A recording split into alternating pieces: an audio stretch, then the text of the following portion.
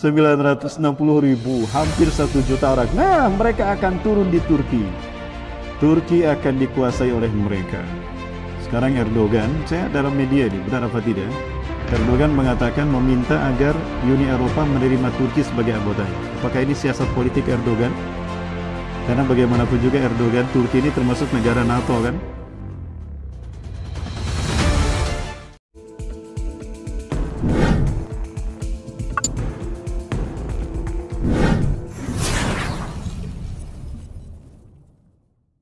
Fatahdusul malhamatul kubra, maka terjadilah malhamah kubra.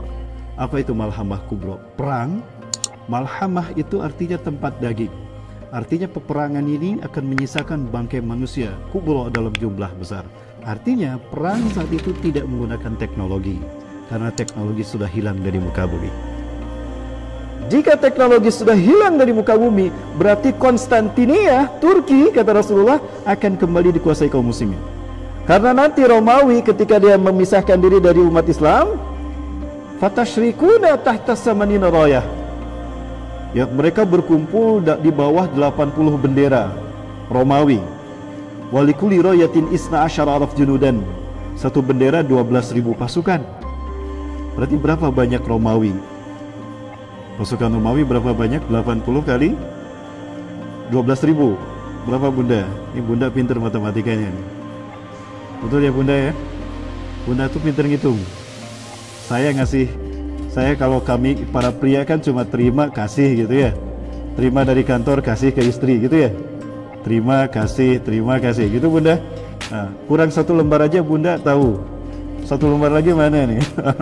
Jamaah. Woi jamaah. Jadi 80.000 dikali 12.000 berapa bunda? 960.000, hampir 1 juta orang. Nah, mereka akan turun di Turki. Turki akan dikuasai oleh mereka. Sekarang Erdogan, saya dalam media ini, benar apa tidak? Erdogan mengatakan meminta agar Uni Eropa menerima Turki sebagai anggotanya. Apakah ini siasat politik Erdogan? Karena bagaimanapun juga Erdogan, Turki ini termasuk negara NATO kan? Satu-satunya negara NATO, Fakta Pertahanan Atlantik Utara. Cuma Turki yang pro kepada Palestina. Berani berkata tidak kepada Shimon Peres, berhasil mempermalukan Shimon Peres di dalam perjanjian internasional, termasuk juga Presiden Prancis dipermalukan, mau salam dikasih pinggang, dikasih pantat saja. Selama Erdogan, ya coba presiden kita seperti itu ya, berani nggak? Kayaknya nggak berani Bapak Ibu, lagi pusing mikirin minyak goreng sama BBM ya. Kok presiden nggak tahu ya apa yang diputuskan sama menteri? Jamaah, lanjut. Maka kemudian umat Islam saat itu sudah dipimpin oleh Imam Mahdi. Ya.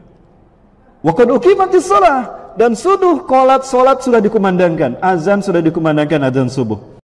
Jadi ketika Eropa polemik berperang, ya, apakah ini akan meluas menjadi perang Eropa, perang dunia ketiga? Maka Arab itu akan mengalami gejolak politik yang luar biasa. Mengingat sekarang sudah banyak pihak-pihak yang menentang kebijakan MBS yang terlalu sekuler, liberal. Ya bunda, betul ya? Seperti apa liberal dan sekulernya Saudi Arabia? Saya menyaksikan sendiri Bapak Bunda, ketika kami membawa jamaah ke sana, malu saya dan menangis saya, ya Bunda. Ini tanggung jawab kita, saya bilang pada jamaah. Ya, Mekah Madinah sekarang Jazirah Arab tercoreng oleh keburukan-keburukan kaum munafikun di tanah Arab. Maka perang pertama Imam Mahdi bukan melawan Rusia, bukan melawan Eropa, bukan melawan Iran, bukan melawan Israel. Perang pertama Imam Mahdi adalah memerangi orang-orang munafik, raja-raja munafik di Jazirah Arab. Ya, di dalam Sahih Muslim, Sanad An-Nawawi, saya buka hadis nomor 5161. Di sana Rasulullah SAW mengatakan, Innakum satagzuna jaziratul Arab wa yaftahuha Allah. Sungguh kalian akan memerangi Jazirah Arab dari kemunafikan. Wa yaftahuha Allah, dan Allah akan memenangkan kalian. Jadi yang pertama perang dilakukan itu memerangi raja-raja munafik di sekitar Arab Bapak Ibu. Karena perintah Rasulullah SAW setelah Fathul Mekah, setelah Allah menurunkan Innamal musyrikina najasun fala yaqribannal masjidal haram ba'da 'amihim hada. Sesungguhnya orang-orang musyrik itu najis, maka jangan pernah mereka memasuki Masjidil Haram setelah Fathul Mekah ini. Bahkan Rasulullah SAW menegaskan, ukhrujul musyrikina min jaziratil Arab, bersihkan jazirah Arab dari orang-orang musyrik, keluarkan mereka. Sampai-sampai Imam Al-Qurtubi rahimahullah mengatakan di dalam tafsirnya tentang ayat Mekah Madinah, jika ada orang-orang kafir mengendap-endap sembunyi-sembunyi masuk ke Mekah, lalu hidup menyamar sebagai orang muslim di Mekah sampai mati, beranak pinak kuburannya di sana, gali kuburannya, keluarkan tulang belulangnya. Haram mereka berada di tanah suci Jazirah Arab ini.